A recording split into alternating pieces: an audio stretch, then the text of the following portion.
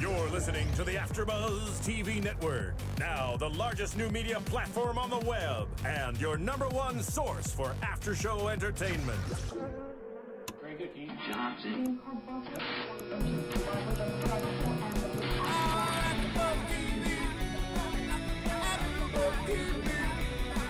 From the AFTERBUZZ Studios in Los Angeles, California, and streaming live on Ustream, this is AFTERBUZZ TV for Teen Mom. We'll break down tonight's episode and get you all the latest Teen Mom news and gossip.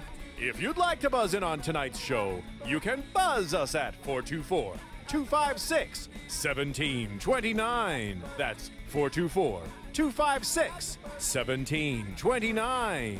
And now, picking up where the show leaves off and the buzz continues, it's AFTERBUZZ TV for Teen Mom.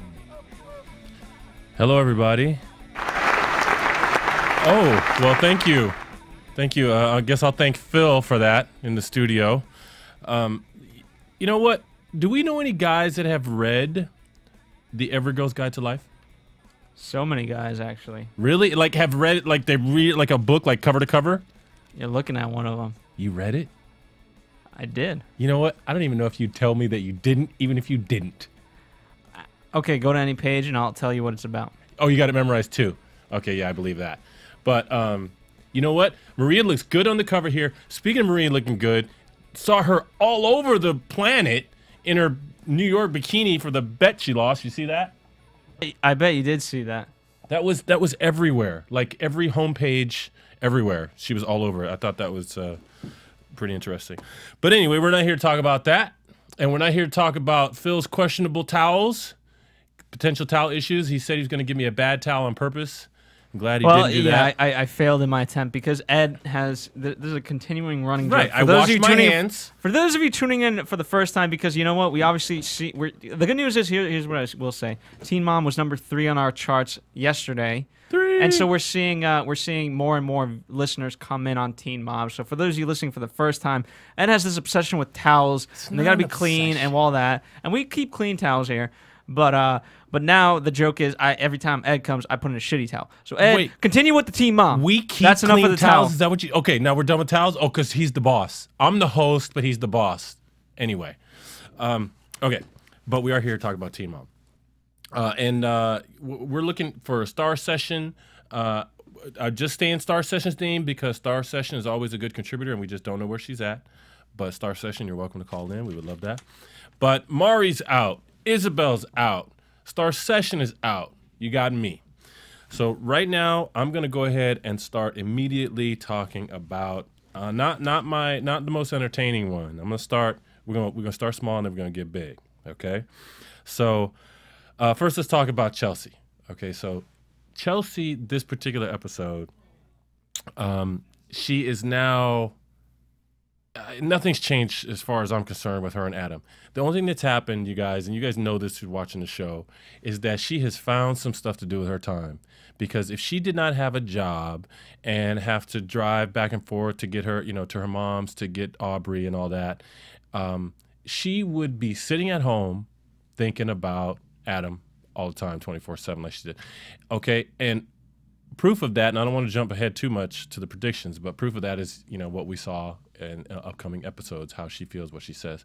But there was one funny thing that came out this episode that I had never heard, and maybe it's just because I don't know why I never heard it, but instead of saying the girls, she was talking to her friend, and I think it was in like maybe the middle part, and instead of saying get your SHIT together, they said you had to get your poop in a group. You ever hear that, Ronnie? What's it called? Oh, look, see, okay, hold on, I see you guys can't be switching in the booth. I had to announce this stuff. Went from it's not that big of a deal. From fill in to Ronnie Jr. Media up in the house. Okay, no, the new phrase that they said, instead of saying get your SHIT together, you have to get your poop in a group. Okay, that's cool, I guess. Yeah, I'll give you, poop in a group. Sweet. Do it up. Well, I don't know if it's sweet, but anyway. I thought it was funny. I had never heard that before. So here we have Chelsea. She's got a job. She's telling her friend how she feels good about being independent, and it appears that she's not really thinking about Adam that much. Okay, it was very funny when she went to go give her dad money to help with the rent that he's paying. I really like her dad. You know, I wonder why her dad and her mom aren't together. I don't think we've been told that, but I really like her dad. He is so supportive. And I think in a very healthy way. He doesn't try to control her life, even though he's really just, you know, providing her with everything she needs and the baby needs. But you know what? I think he did the responsible parenting thing and allowed her to pay $400 on the rent. She got a job. I mean, God knows how much her check was. It couldn't be much more than that, I bet. So she writes her first check for $400. And like I said, it was funny to me that he just snatched it up. It was cool. But like I said, he's a cool dad. I like him a lot. Good job, Dad, for supporting your daughter the way you do. So then we get to the part where she's in her car and Adam calls.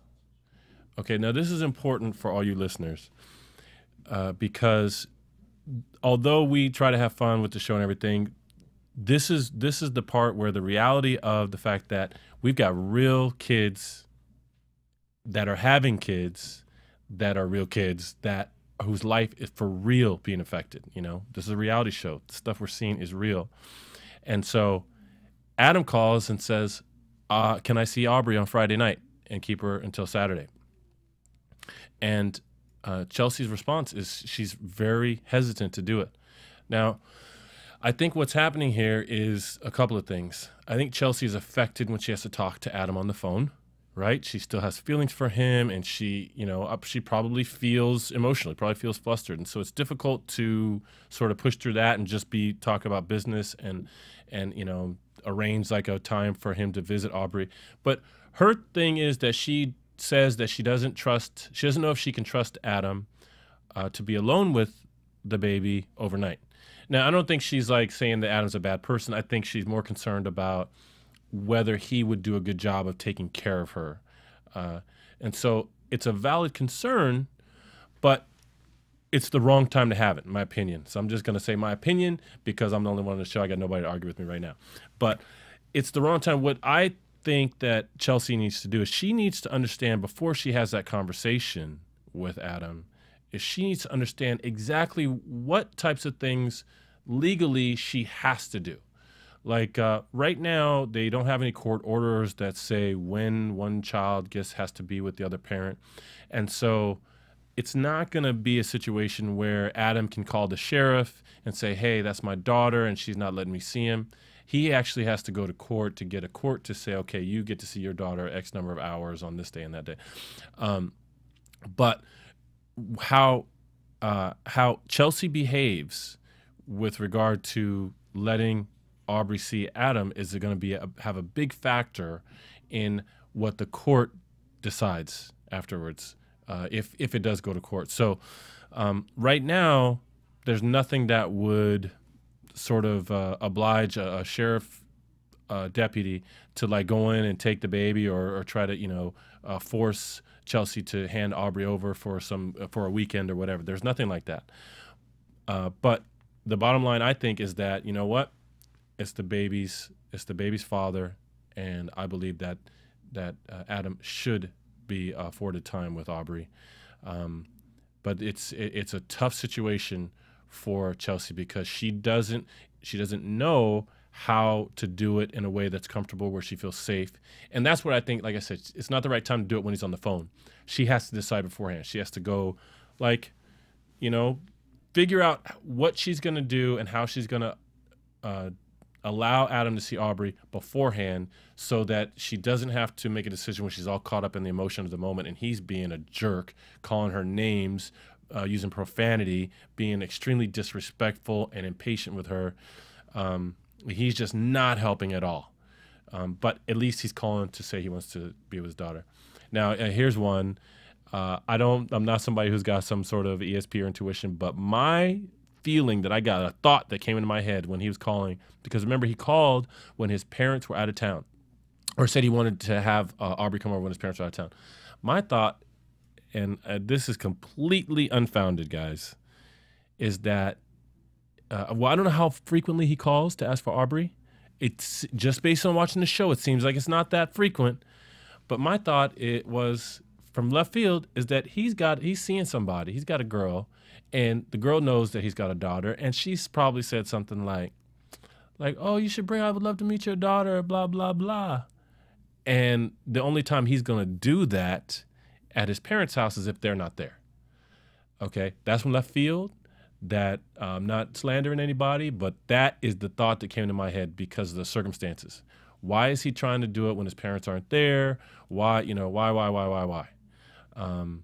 So that's what I think. I think there might be some other influences there, and that's just a possibility I'm throwing out. And when she talked to her mom about the fact that Adam called asking for Aubrey, like the reason why she gave to her mom where she's concerned is that, well, I don't know if I can trust him overnight because she always cries when he holds her. Now, if, that's definitely something to consider, but it's not alone a reason to deny a parent time with the child. Because, change, just going from mommy to daddy in the same room can be enough change where the baby might feel uncomfortable or whatever. But that doesn't mean that, if Adam were to take Aubrey, that 15 minutes later, Aubrey's going to be like, oh, okay, I'm with my daddy now. Everything's fine. And, and I'm not going to think about mommy until I get back, because that happens a lot.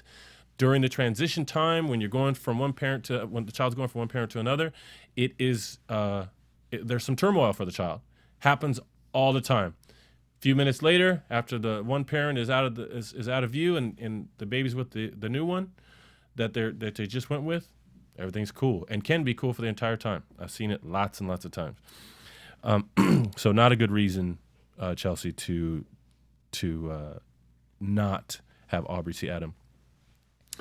And then I didn't remember seeing a dog before. So this is the end of my Chelsea part, but there was some black dog that she was petting at the end of one of her scenes, and I just don't remember seeing a dog before. I was wondering if anybody knew about the dog. I don't know about the dog. So next, let's go ahead and talk about. Oh God, let's go. We're gonna go Kayla, then Leah, then Jenelle at the end. Kailyn. How interesting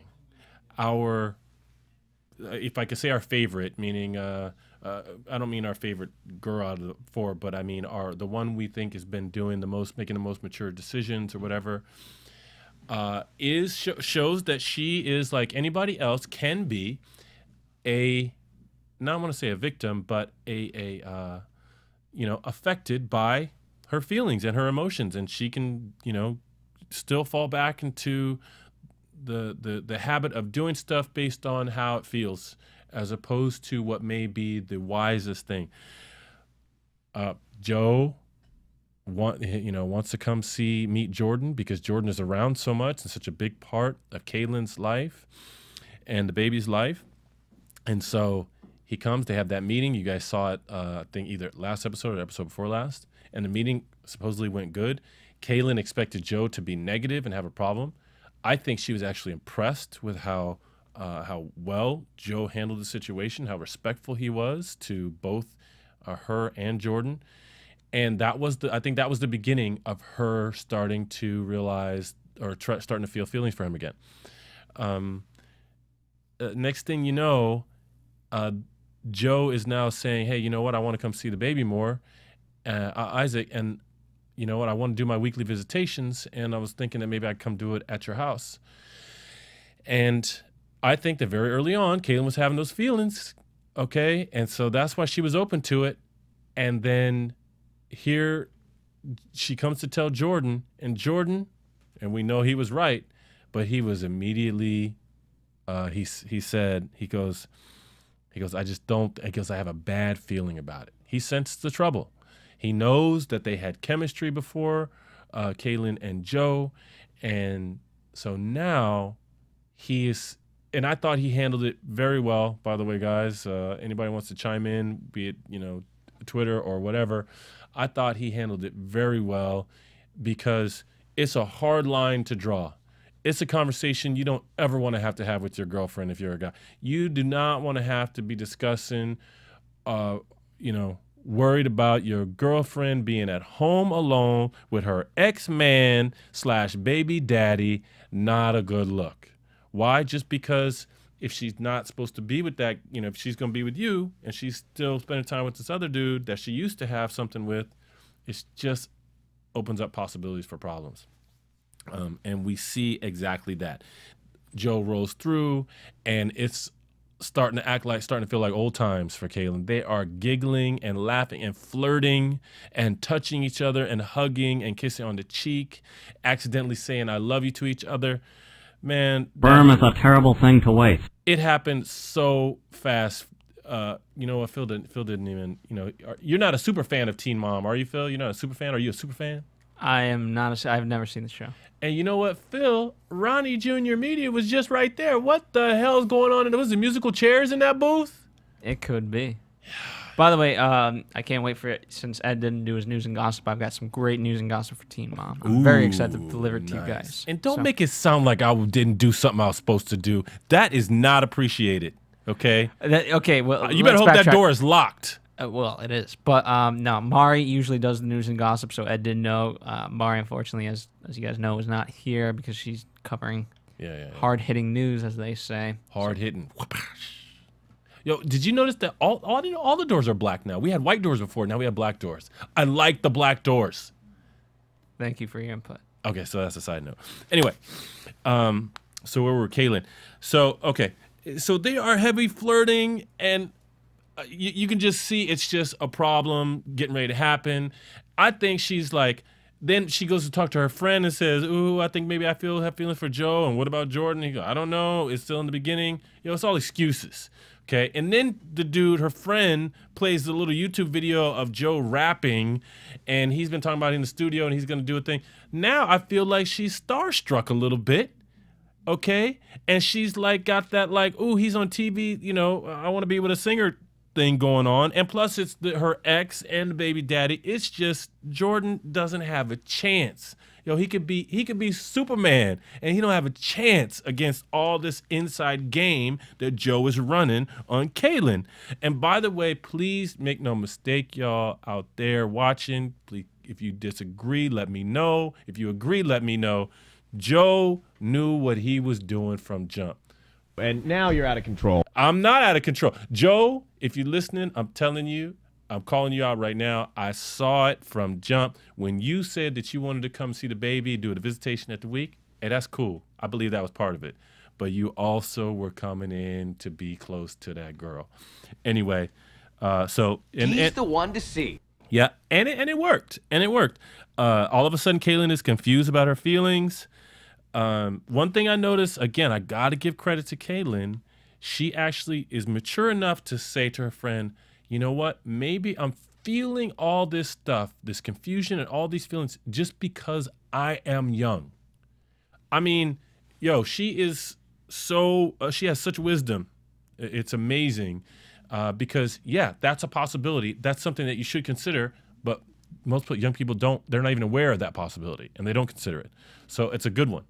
I think she is young, and that's why she is prone to, do what she did, sort of fall back into the, give into the feeling, temptation, if you want to call it, with Joe, because, Jordan doesn't trust her, but he did a real mature thing. See, he's impressive too. He's helping out and he's doing stuff. And when she said, "How come have I ever given you a reason not to trust me?" He said, "You know what? It's not whether you gave me a reason or not." He said, "I'm just slow to trust people." And Jordan, I give it up. I think that is one of the greatest things to say when asked that question, is you took it completely. You took responsibility for what you for what you said and what you were feeling, and I thought that was awesome. You know what? It deserves it all. He did good because, see, Phil, understand, Jordan actually got cheated on. He took he did everything right.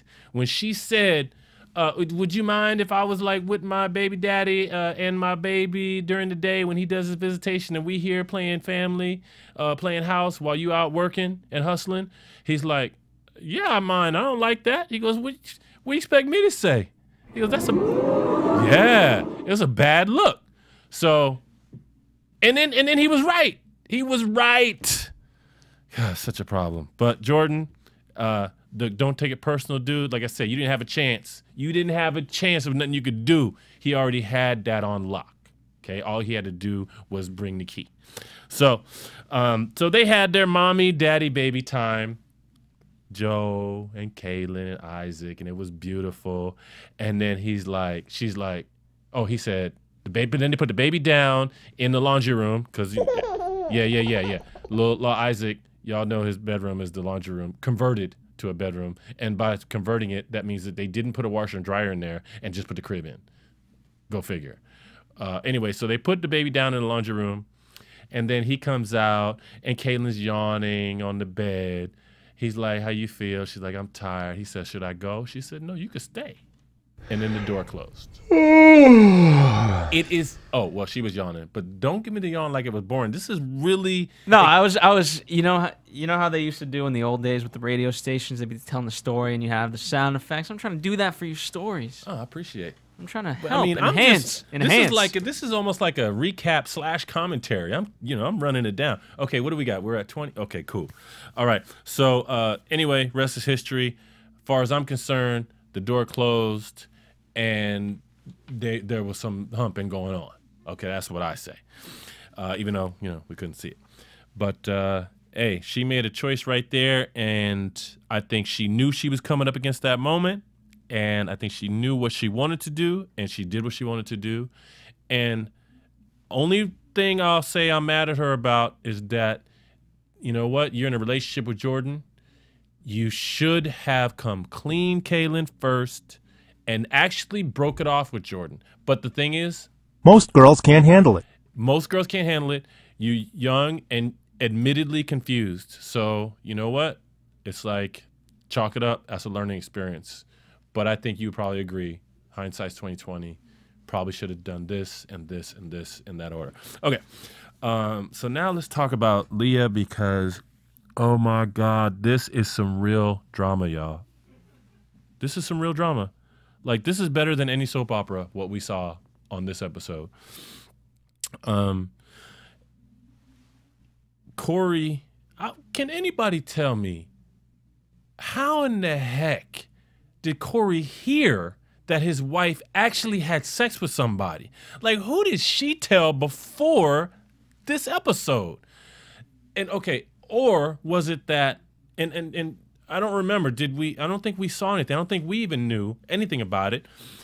Did she, like, start to hook up with the dude, like, at a party in front of people or at a public place? And when I say start to hook up, I mean, were they out having drinks and starting to make out at a bar or whatever? Because she did say she was drunk, right? And, was it, I'm just, anybody know details about it or have any theories about it? Well, guess what, Ed? I'm going to patch a caller right now, and they may have a thought. I am ready for a caller. Caller, are you there, caller? Are you there, caller? I'm there. It's Patty from Canada. How are you? Patty, my old friend Patty? Yeah. How are you doing? Look at you coming in to save the day. Okay, so Patty, if you're there and you've been listening right now, I am on Leah. Yep. And my question, what I'm concerned about or thinking about is the fact that Corey comes through and he says, I heard a rumor that you had sex with his name Robbie. Like, I'm thinking, how do people know that to even have that be a rumor? Like, that's intimate stuff. Like, do we know anything? Do you know anything? I don't know anything for sure, but I think Robbie was telling people. Oh, man. God, you know what? I bet you that's what it is. Yeah, because if that guy is shady enough to sleep with this girl a week before her wedding with her engagement ring on her finger, okay, then yeah, you know what? He's probably also shady enough to go blabbing about it. See? Yep, exactly. See, that's why, Phil, thank you for successfully working that board and patching Patty in because she just solved my problem, and that's why I need my AfterBuzzers to be calling in for me. There you go. We love you, Patty. Okay. Now, okay, here's one. Okay, you can chime in on this one, Patty. I actually believe, because, you know, what we see after that, right, is she admits it. Yeah, I slept with him. Yeah, I had the ring on, but I thought about you. All this, like, not helping Corey. It is real drama going down in this scene. Corey is crying, but I think he is asking really good, if I can say it, man questions to ask your cheating ass wife. Like, you know, it's a hard question. Like, how could you do that to me? Wasn't I on your mind? How could you? I can't believe you could do it. You know, all the questions he did were good.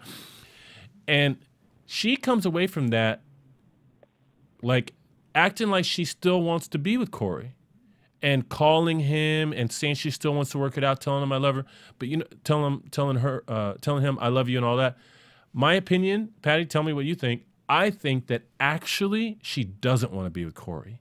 I think that the only thing she wanted with Corey was a tight-knit family, the baby daddy. She wanted her family to be together, the right one, the daughter's father. But I think she actually doesn't want to be with him. I think she didn't want to marry him. I think that's part of the reason why she slept with Robbie, is because it was all stuff she didn't want. What do you think? I agree, and I think that the big sign was when she finally admitted it to him, and he's sitting there crying over her cheating, and she says, "So are you still going to move to the trailer with me?" Yeah. Like, she should be telling him she's never going to move to a trailer, she's never going to do anything he doesn't want, you know, like begging for forgiveness, and she says, "Oh, well, I'm still moving to the trailer, are you coming?" She obviously doesn't care. It was over. Yeah, I think it was, and I think she was really sad and brokenhearted and sad and regretful about the fact that the family unit is being broken apart. But I don't think that she's, like, you know, so madly in love with Corey and wants him and wants to be with him. I wasn't believing that at all, even though she tried to act like that afterwards. Yeah, well, maybe then, here's another possibility, is maybe she did spread that rumor so that he would find out, so that she would have a way out of the relationship. Oh, man. Maybe? Yeah, oh, God, that one's, see, that one's worse. I don't even like that one. That makes me feel bad about Leah. Well, she wasn't even, like, she was crying because he was upset, but you're right, she wasn't trying to save anything. She's just like, okay, well, it's over, and that's how it is, and I'm moving out. Yeah, I was, but like I said, I felt bad for Corey because, you know, he hasn't done everything right, as far as, like, being a very good supportive husband. And when I say that, I mean on the conversational, emotional type. Like, he's obviously a good provider, at least as much as he can with whatever, you know, skill set he has. And he's reliable in that sense. He's a hard worker. But, you know, in my opinion, his Leah's cries for, you know, intimate conversations and understanding and, you know, flexibility on his part, they just all went unanswered for a long time in all the previous episodes. She just, you know, I think she really tried to make the best of it, but he just didn't come through, you know. It was so sad. Yeah. I think MTV should give him a dating show where all these women try to date him, because I felt so bad for him. But he just wants a good girlfriend who won't cheat on him. Yeah, no, exactly. Now, well, I mean, he's Corey the coal miner now. I mean, I don't know how much a coal miner makes, but and I saw pictures of him on the net. I think they did it News and Gossip last week, where he actually has a girlfriend that, you know, he's going with right now. So maybe she's treating him right. Who knows? Okay, but let me see. Is there anything else with Leah? I mean, you know, we see evidence of their youth when she goes, after she has that whole thing with Corey, she goes to tell her friend that she cheated on him a week before her wedding. And you know how sometimes people get nervous and they like laugh, they do that nervous laughter thing. I mean, her friend, like, you know, breaks out with a big old smile, like, yeah, like, really, you did? Like, I can't believe you know, and she was smiling about it. But I chalk it up, maybe she was just like, it was awkward, and that's what, you know, some people respond with a laugh or a smile. But I feel like, you know what, they're so young, it's like, this is sort of unreal. You know, the whole experience is like just crazy. You know, there she is sitting there with her two babies and calling the lawyer. And when the lawyer asks her these simple questions that she hadn't even really thought about, and she hears herself say them out loud, she starts to she almost breaks down and cry. Well, how many kids do you have? 2. How long have you been married? 6 months. And it's just the reality of it is so not what she had planned for her life. I think she's just, confused and hurt and all that. So, but it was sad. It was also really sad when she told her mom. Yeah. I get the idea that she was genuinely ashamed of what she did. She regretted it. And they did a good job of showing both sides. Like, you felt really bad for Corey, but then at that scene with her mom, you felt really bad for her. And so I liked how MTV handled that. It wasn't too one-sided. Yeah, and that's a good point, because it's kind of hard for us to feel bad for Leah, because she's the one that did the wrong thing, and it was completely unnecessary. And I mean, it just really was. But good point, because I felt more bad for Corey, but I did feel that her regret was genuine and she was sorry. So, but on to our favorite drama queen, and that is Jenelle. The episode starts off where she's back living with her mom because of all that drama that went down with her friends at her friend's house, where they're having a hair pulling fight. I know it was an episode and a half ago, but and she, Kiefer's out of the picture because she's on her probation now. She can't have any of her old friends that have pending drug charges. She can't smoke, all this stuff. It starts out where she's back with her mom, and she is arguing with her mom. It sounded like back on her 16 and pregnant days. I mean, I was like, what happened to our mom, Barbara, was doing so much better. Did you see, Patty, did you see why? I mean, Jenelle comes out and says, hey, where's my pants? And then her mom is yelling. And I was like on Janelle's side right there. I'm like, Janelle's like, why are you yelling at me? And I didn't understand either. Did you see why? I mean, what's going on there? No, that's what always happens. I did get the feeling, though, that her mom, did her laundry. And then Janelle's sort of, where's my stuff? And, someone else is doing your clothes. You'd be nice about it. But her mom completely overreacted, like she always does, swearing up and down in front of the kid, all this stuff. And that's what I thought. Jenelle, you need to get out of there any way you can. So I'm glad that she did. Yeah. She, eventually she did. But their arguing is so offensive. I was actually, I was rewatching the episode online at an office that I was at, and I had it turned up, whatever, loud enough for me to hear it, so I could hear it. And then one of the people outside of my office could actually hear it, and it was the part where Jenelle was saying, "I can hear you over the intercom, you effing idiot," or over the baby monitor. "I can hear you talking about me." And I'm thinking, whoa, don't talk to your mom that way. But, also I'm thinking, the mom, don't talk to your daughter that way. Just refrain. Just don't do it. Count to 10, do anything but what you guys are doing. And the person that could overhear me watching the episode was like, what are you watching? It was offensive. The little clips that they even heard was just offensive to them. But yeah, the only thing I think when they fight is I think they're about equal, Jenelle and her mom, but her mom is the mother. Yeah. She is older. She should know that. Take a couple steps back, get out of a different room, calm down. And so part of me still feels like you said for the other girls, the teenagers are still young, so it's a little more understandable, but her mom has no reason to freak out like that on her. Right. Well, I think and her mom, Barbara herself, may not even realize this, but I'm guessing that Barbara is, what does she see? She's 55, 56, whatever. She is beyond her limit.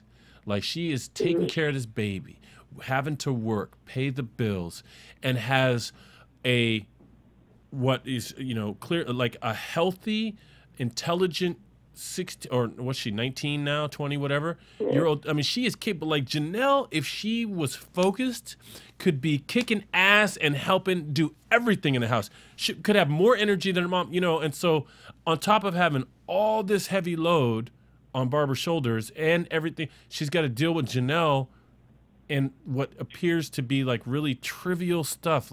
She's just constantly telling her, just get your life together. Just stop making bad decisions. She just doesn't know what else to do but tell her. So I think she might be beyond her limit, and which is why she'll blow up mentally just let loose on Jenelle, which is unfortunate because it ends up being a trigger for Jenelle to do some bad stuff or react also.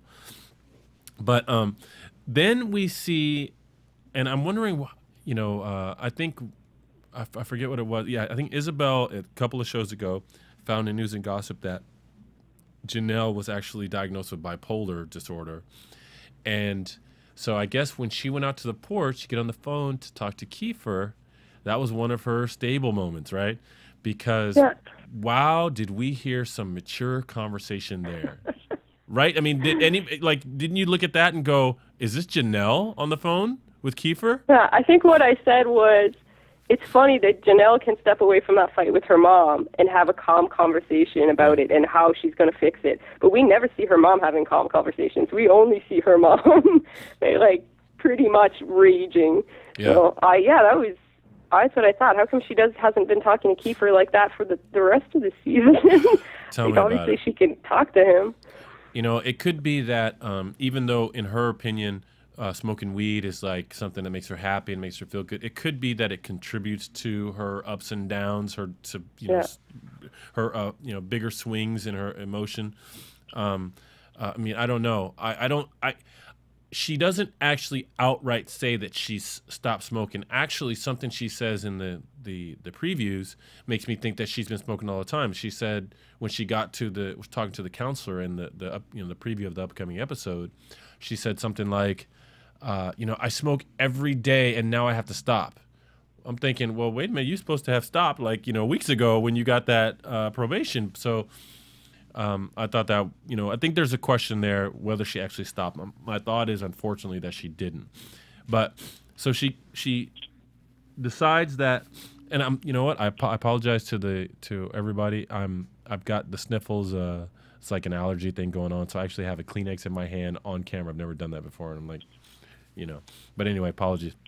So Jenelle decides that, on the advice of a couple of people, that rehab is probably the best way to go because she feels like it's too difficult. She's going to end up making a mistake, breaking her probation and going to jail, and she doesn't want that. And so it's funny that, and this time she has a reason to do it, but I think it's funny that Jenelle always brings some friend from from her past. She's always seems like every episode she's like, you know what, I've been feeling really stressed, so I decided to call my friend who I haven't talked to in years. And there's always a new one. There's been 3 of them, I think. And she talks to a friend, and the friend seems level-headed enough and says, you know what, sounds like rehab's a good idea. The lawyer says rehab's a good idea. The mom says rehab's a good idea, so she decides to do it. It's going to get her out of the house. She's hoping she's going to fix her life. It's cute when she says goodbye to Jace. We just saw a really good portion of this episode. We saw a very stable Jenelle, a very mature, stable Jenelle, which was brand new, and I am dying to know why she was stable during that time. If she took she did stop smoking. Yeah. And and she looked good. Yeah. I had this whole episode, I was like, since when does she look that good? I don't know if it was maybe doing less pot or seeing Kiefer less, but something, I thought she looked good. She was smarter. She was having real conversations. Yeah. So, or she's just reflecting on her life because she couldn't see any of her. I did think it's sad and funny that when her probation or whatever is that she can't see anybody who's got drug charges, and she's like, that's all my friends. Yeah, it is sad. Oh, poor girl. But you know what? You bring up a good point. It's like this probation, which I had never heard of a probation that said, hey, you can't hang out with anybody who's got pending drug charges. Yeah. I'd never heard of that, but it looks like that is extremely effective. Like, what if her, that's how they, obviously this is how they do that, but how they get the bad influences out of the person's life, right?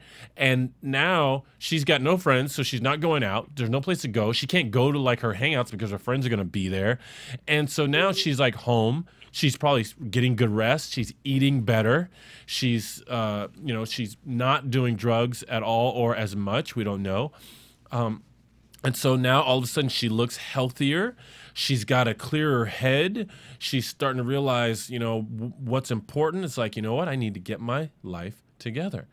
And, I'm guessing that all the stuff we've been seeing in the news about her is after her probation was finished. And she was like, woohoo, I can go hang out with my friends now. It's not against the law, you know.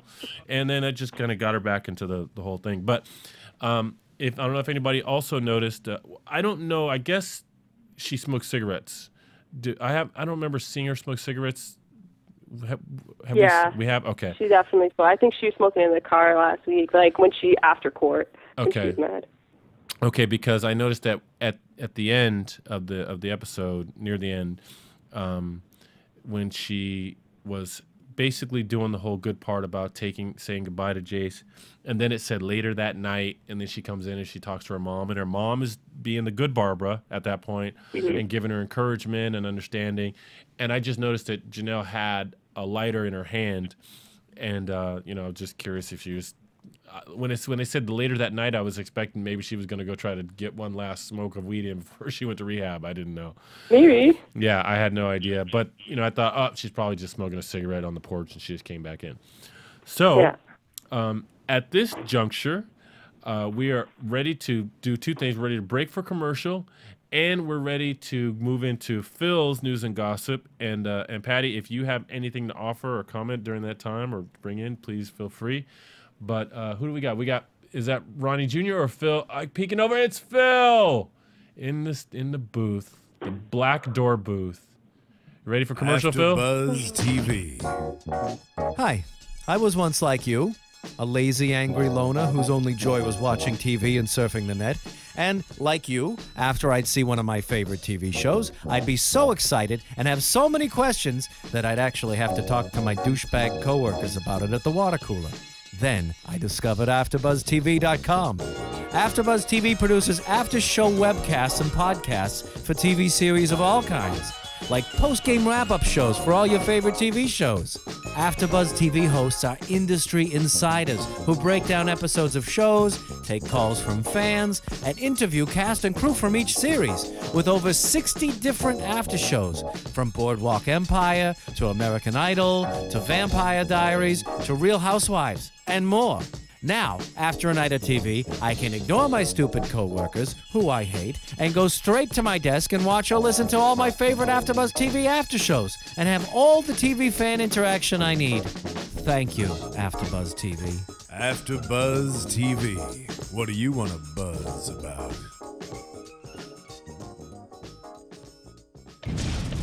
AfterBuzz TV News. Welcome, everybody. So I got some. It's not exactly Teen Mom 2 news and gossip. What the? No, but it relates. And Ed, hold your comments, please. Wait, I have to hold my comment? I'm the host. No, you're not. Well, now it's news and gossip with Phil Svitek. So, all right.